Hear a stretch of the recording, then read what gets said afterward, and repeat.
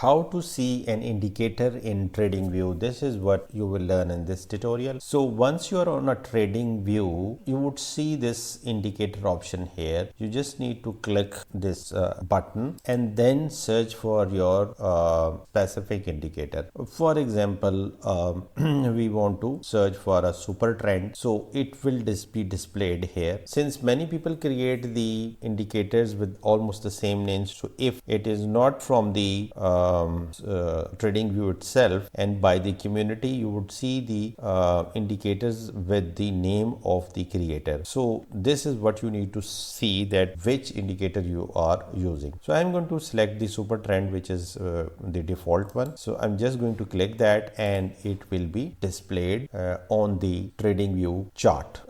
And one more thing, that this indicator, whatever that indicator is, it's not only the super trend, whatever the indicator you display, its name will be displayed here. And then you can change the setting of this indicator by going here and clicking this setting button, and from the pop-up window you can customize this indicator. So I'm not going into the details of super trend, but the point is that you can change the colors of the lines, thickness. You can also change the input values, and accordingly your indicator would change.